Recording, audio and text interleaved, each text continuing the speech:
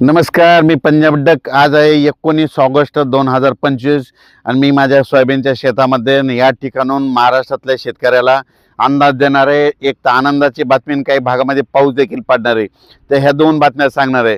तर सर्वप्रथम शेतकऱ्याला सांगू इच्छितो की राज्यामध्ये सांगायचं झालं तर म्हणजे पुणे जिल्हा, पुणे, मुंबई, इगतपुरी, नाशिक, कोपरगाव, नंदुरबार आणि जळगाव म्हणजे आज 19 ऑगस्ट आणि 20 ऑगस्टच्या दरम्यान या म्हणजे भागामध्ये, या जिल्ह्यामध्ये, या तालुक्यामध्ये जवळपास तुम्हाला सांगू इच्छितो काही ठिकाणी अति मुसळधार, कुठं अतिवृष्टी होणार आहे, काही ठिकाणी मुसळधार पाऊस पडणार आहे. म्हणून हा अंदाज लक्षात.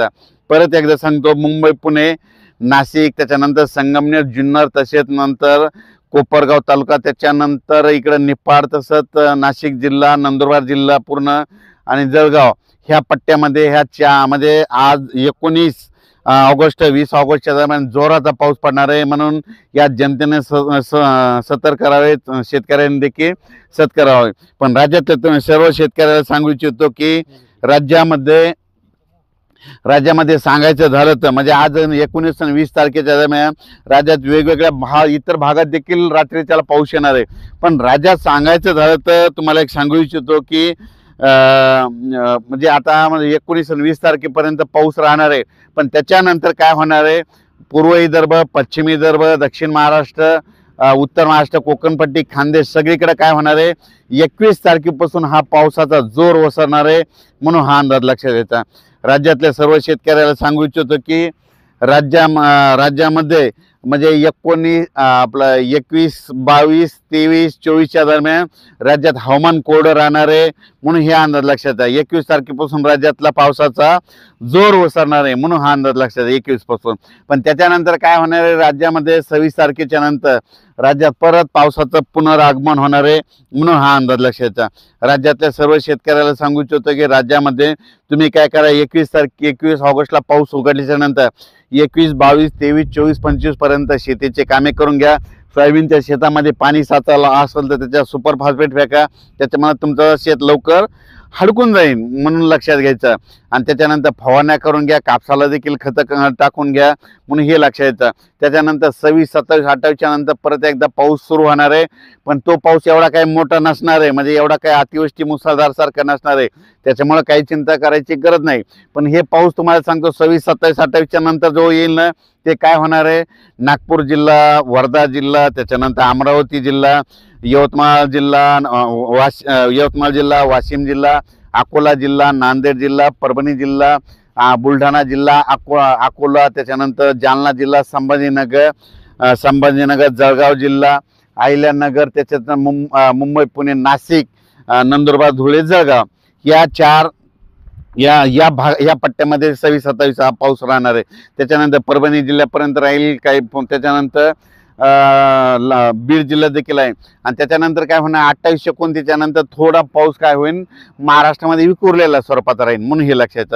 पण आता राज्यातल्या पश्चिम महाराष्ट्रामध्ये म्हणजे कोल्हापूरच्या शेतकऱ्यासाठी तुम्हाला एक सांगू इच्छितो की काय होईल, आज 19 तारखेला आणि 20 तारखेच्या दरम्यान पुण्याकडं खूप पाऊस पडणार आहे. काही ठिकाणी अति मुसळधार पडणार आहे. त्याच्यामुळे काय होणार आहे, त्या नद्याला पूर येणार आहे. त्याचं पाणी काय होणार आहे, तिकडं सांगलीकडं, साताराकडं गेल्यामुळे काय होतं की तुम्हाला एक सांगू इच्छितो की तिकडे पूर परिस्थिती निर्माण होते. तर कोल्हापूरच्या जनतेला सांगू इच्छितो की कोल्हापूरमध्ये तुम्हाला एक सांगायचं झालं तर म्हणजे आता फक्त 19 आणि 20 तारखेपर्यंत तुमच्या इकडे पावसाचं वातावरण आहे. 21च्या नंतर पावसाचा जोर कमी होणार आहे. म्हणून हे लक्षात येतं. त्याच्यानंतर कोल्हापूर भागातल्या शेतकऱ्याला सांगू इच्छितो की 21 ऑगस्ट पासून 27 ऑगस्टच्या नंतर 27 ऑगस्ट पर्यंत म्हणजे 21 ते 27च्या दरम्यान तुमच्या कोल्हापूर भाग, सातारा भाग त्याकडं म्हणजे हवामान कोरडं राहणार आहे. म्हणून देखील हा अंदाज लक्षात घ्यायचा. म्हणजे तुमच्यामध्ये एवढा काही पाऊस नसणार आहे. त्याच्यामुळे हे लक्षात येतं. पण त्याच्यानंतर काय होणार आहे, 28, 29, 30 तारखेला कोल्हापूर, सांगली, सातारा, कोकणपट्टीमध्ये परत तिकडे पाऊस म्हणजे पावसाचं सुरुवात होणार आहे. म्हणून हे लक्षात येतं. राज्यातल्या शेतकऱ्याला सांगू इच्छितो की सांगायचं झालं तर पुणे जिल्हा, नाशिक जिल्हा, इगतपुरी, जुन्नर, त्याच्यानंतर जळगाव जिल्हा, नंदुरबार जिल्हा, धुळे जिल्ह्याचा काही भाग, त्याच्यानंतर निफाड, येवला, त्या भागामध्ये म्हणजे आज म्हणजे 19-20 तारखेला खूप मुसळधार पाऊस पडणार आहे त्या भागात, काही भागामध्ये, म्हणून हा अंदाज लक्षात. म्हणून राज्यातल्या आता मात्र सर्व शेतकऱ्याला सांगू इच्छितो की हे मुंबई, पुणे, नाशिक ते वगळता उर्वरित राज्यातल्या शेतकऱ्याला सांगू इच्छितो की 21 तारखेपासून पावसाचा जोर ओसरणार आहे. म्हणून सर्व शेतकऱ्यासाठी आनंदाची बातमी, म्हणजे 21 तारखेला राज्यातला पावसाचा जोर ओसरणार आहे. म्हणून खास करून ह्या पूर्व विदर्भ, पश्चिम विदर्भ, दक्षिण महाराष्ट्र, उत्तर महाराष्ट्र या शेतकऱ्यासाठी आनंदाची बातमी. पण राज्यात मात्र आता 2 दिवस मात्र पावसाचे आहेत, म्हणून हे अंदाज लक्षात येतं. म्हणजे सांगायचं झालं तर आज 19 ऑगस्ट 20 ऑगस्टच्या दरम्यान राज्यामध्ये काही भागामध्ये खूपच पाऊस पडणार आहे. आणि म्हणजे त्याच्यामध्ये सांगितलंय की मुंबई, पुणे, नाशिक, जुन्नर, त्याच्यानंतर कोपरगाव तालुका त्या भागामध्ये खूप पाऊस राहणार आहे, म्हणून हा अंदाज. पण उर्वरित राज्यात देखील आज 2 दिवस आणखीन, म्हणजे राज्यातले सांगायचं झालं तर अहिल्यानगर जिल्हा, संभाजीनगर जिल्हा, जळगाव जिल्हा, बुलढाणा जिल्हा, अकोला, अमरावती, वर्धा, नागपूर, भंडारा, गोंदिया, चंद्रपूर, यवतमाळ, वाशिम, हिंगोली, नांदेड, बीड, परभणी, धाराशिव, त्याच्यानंतर सातारा, सांगली, सोलापूर, कोल्हापूर, पुणे, कोकणपट्टी, कडाष्टी, बीड, पुन्हा गेवराई, बीड जिल्हा, लातूर जिल्ह्यामध्ये सगळीकडे आणखीन 2 दिवस ठिकठिकाणी दररोज वेगवेगळ्या भागात, म्हणजे आजमध्ये दररोज वेगवेगळ्या ठिकाणी 2 दिवस पावसाचं सावट आहे, म्हणून हा अंदाज लक्षात यायचा. पण ह्या सगळ्यांना सांगू इच्छितो 21 तारखेपासून पाऊस कमी होणार आहे, म्हणून ही सर्वप्रथम शेतकऱ्याची आनंदाची बातमी. फक्त मुंबईकरांनी आणि पुणेकर, नाशिकवाल्यांनी काय करायचं, हे अंदाज लक्षात घेऊन तुम्ही तुमची काळजी घ्यायची. त्याच्यानंतर नाशिककडे खूप पाऊस जर पडला तर जायकवाडी धरणाला लगेच फ्लो येणार आहे, त्याच्यामुळं जायकवाडीचं देखील पाणी सोडावं लागणार आहे, म्हणून हे पूर्वकल्पना म्हणून ह्या अंदाजात सांगत आहे.